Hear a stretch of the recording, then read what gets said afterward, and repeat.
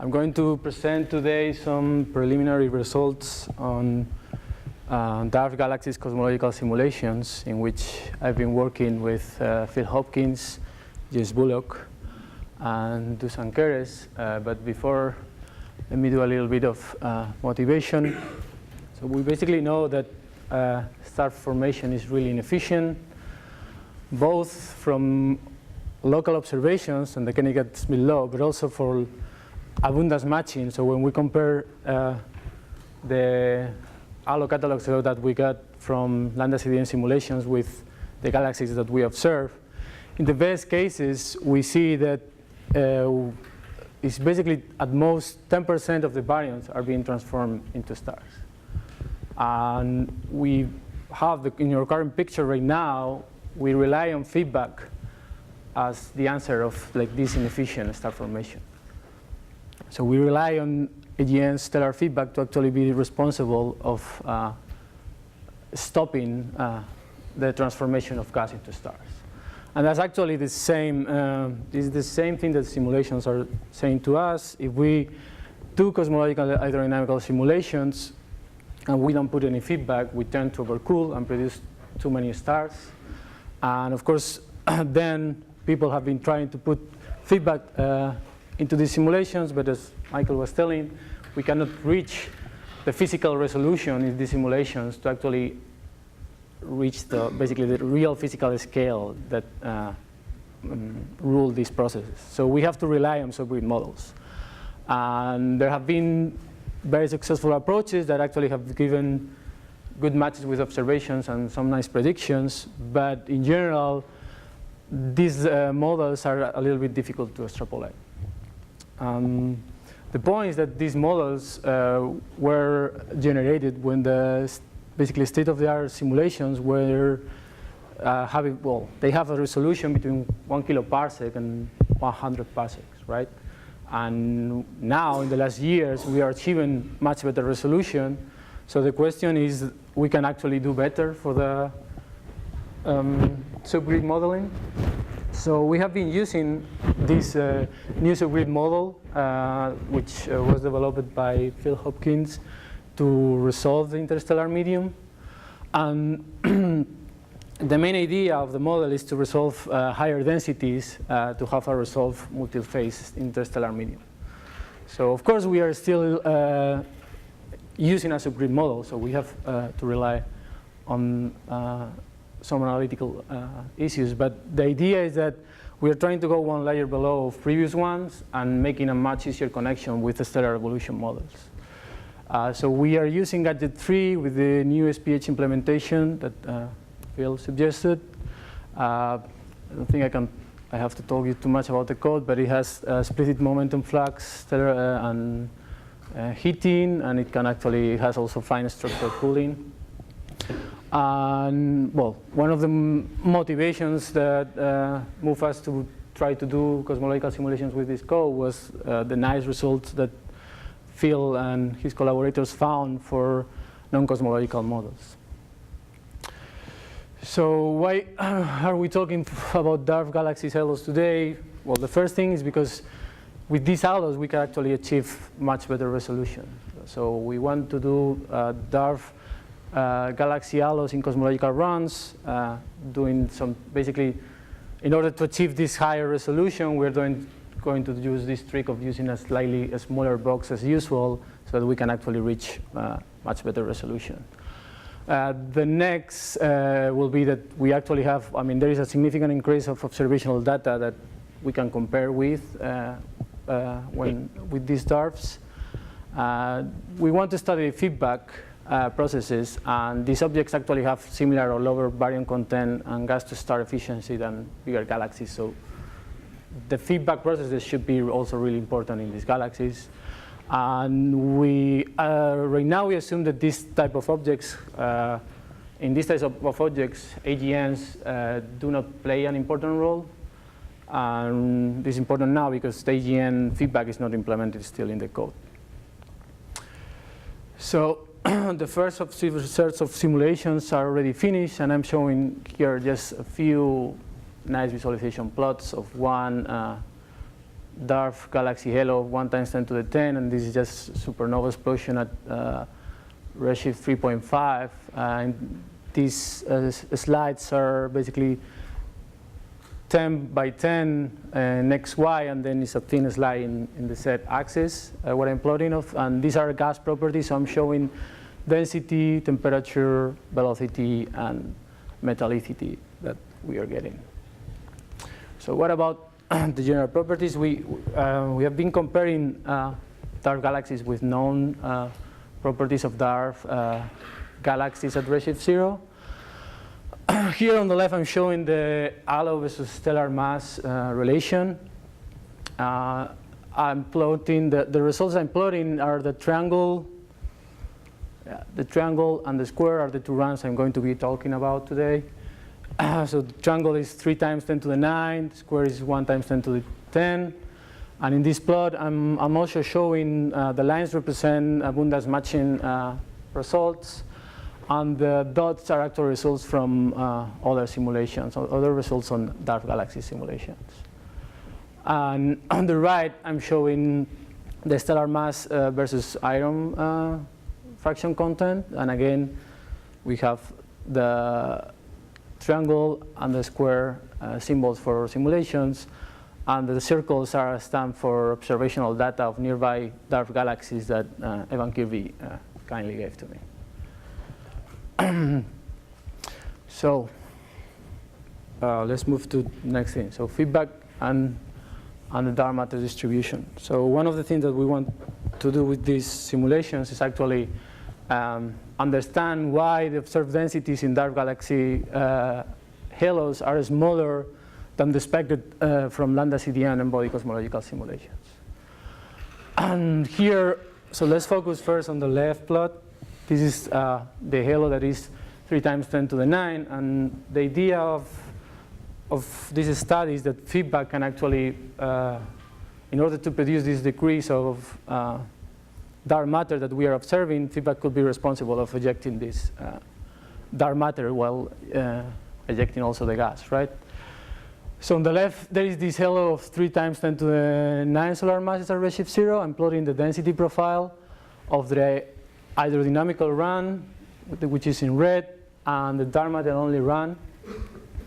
And you see that there is no difference. And the lower plot is actually the ratio between the densities, and this red line actually stands for the power law radius. So basically anything on the left could have two-body issues, so we shouldn't trust it. So in all the runs that we have of mass of halos of these masses, we haven't found any cores. So we are pretty confident that, as other people also have already said, that for halos of these masses, we are not finding like any cores. What happens to halos that are bigger than that? So I'm showing here the 1 times 10 to the 10 solar masses halo at redshift 10. And again, we don't see any cores in this run. But the run here that I'm showing is at moderate resolution, so it's one level below the one on the left. So and you can see that in basically the power law radius that is actually around like 400, actually 500 parsec, right? So for these objects, the cores actually should start happening inside this region.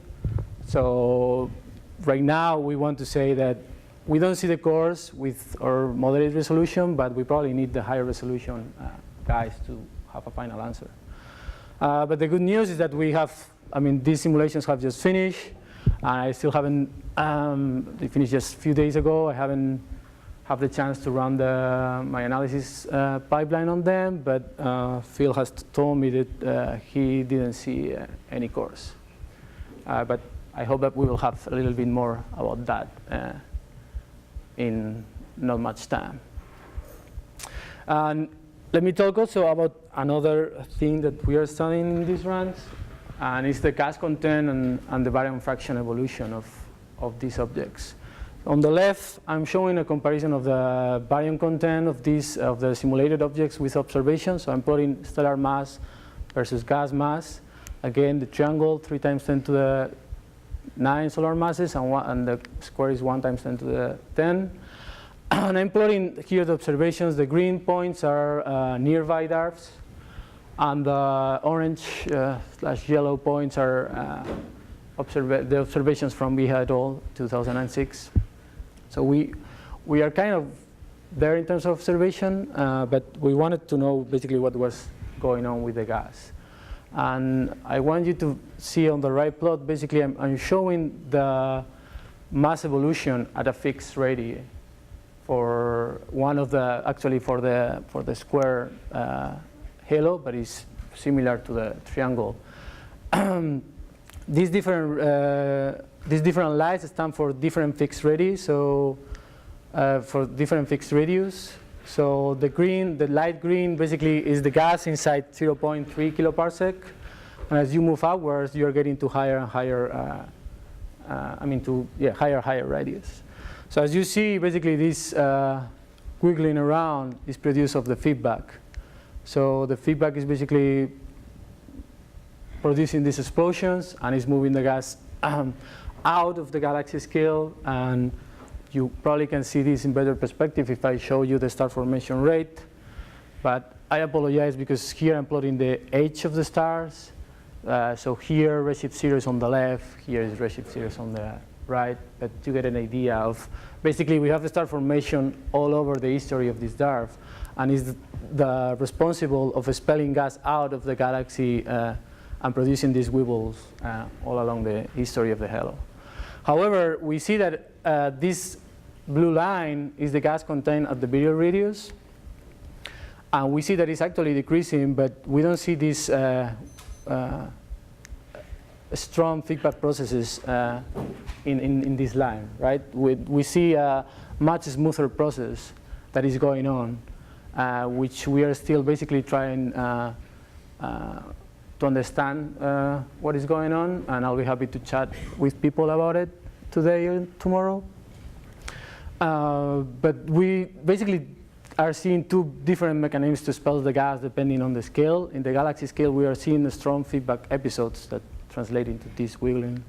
And at the other scales, we are actually seeing a much smoother process, but that actually reduces the gas inside the halo. And so let me finish with my conclusions. We are running these high-res cosmological simulations with a new stellar feedback model within the FIRE collaboration that I think Phil was talking about the other day. And I think that one of the main points that we want to make with the simulation is that with this subgrid physics model, we should be able to extrapolate the results and connect with the stellar physics, and connect the stellar physics with galaxy formation models, at least easier than with the previous subgrid models that we had. Just by turning different feedback processes on and off, we will be allowed to see what is the importance of each of them in a cosmological context, or at least get an idea of how important they are. And on the preliminary results from dark galaxies, we are finding a good agreement with observations in terms of star formation, the metallicity, the gas content, and stellar structural parameters. Concerning the feedback and cores, we definitely don't see cores for halos smaller than 5 times 10 to the 9. We hope to have a final answer on the 1 times 10 to the 10 and the slightly bigger very soon.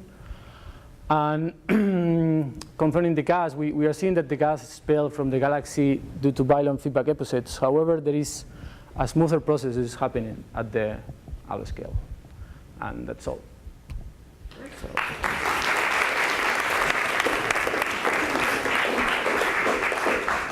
All right, questions? James.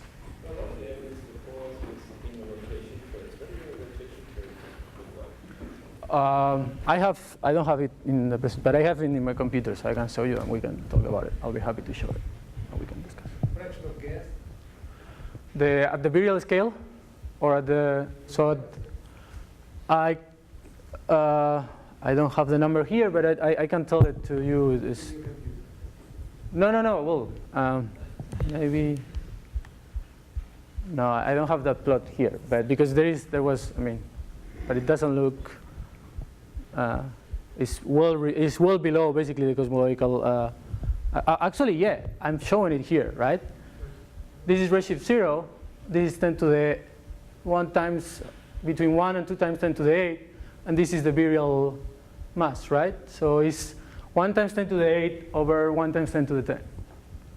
So 0.01 at the virial radius. All the way in the back.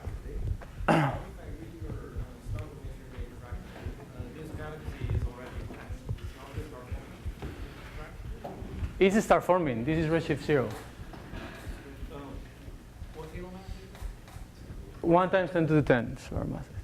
Well, sorry, 1 times 10 to the 10 solar masses is the halo. The stellar mass is 2 times 10 to the 7. Right? So, yeah, looking at your star formation rate as a function of time, it's not surprising that you don't see these kind of quick transformations. You know that in order to see that, as you alluded to, you have to push a lot more gas around, so you have a much spikier star formation rate. But I wonder if there's some other diagnostics that come out that uses it later on. So, for example, if the star formation rate is not fluctuating wildly in as say, in Giovinazzo and Mashenko simulations, does this mean that you're pushing less mass around the supernova? So how much of the wind is being launched by supernova versus radiation pressure? Yeah, that's actually a good question, and we should be able to answer that, but I haven't looked at that still. I have. My other point is, in the paper with Roman this year, one of the things we found was quite interesting is that when you push all this gas around and you have field transformation, of course, the stars are a reduced fluid, just like dark matter. So you dynamically heat the stars as well as the dark matter. So you end up with a very low VR upon sigma, Okay. about 1. And when you look at Dwarf Galaxy like WLM, which is sitting in isolation, it's there's not much that's happened to it. It does have a low VR upon sigma from the stars, which I find quite curious. Do you know what the VR upon sigma of the stars at the end of this simulation is? Because this is a similar mass to WLM. I have it, but this one I have to show it in my computer for sure. I think you were looking at that. Yeah, we have been, but I don't have it. I just have the plot, and I don't remember the circular velocity of X sigma. Yeah, I have that plot. All right, one more quick question. So, Yeah. So why do you need to go to the higher resolution once to see the result of the issue? Well, Better resolution than everybody else already. well, the thing is that, but the thing is that for these basically halos of this mass, the cores are expected to show very clear within like 400 parsecs around that. We should from that and. Well, if you consider just the softening, yes. But if you consider the power law radius, that is basically telling us about two-body issues in the halo, in the simulation, is this red band, right? So if you just consider the power law limit for the resolution, then you're around like for this resolution that is around 500 parsec. So we shouldn't believe. What I'm saying is basically we shouldn't believe anything in this red band. And that's why I'm saying that in order to have a final answer, I think that we basically need, or at least for us to be more confident of saying this is it or it's not, I think that we would like to move one step above. Thank you again. Okay.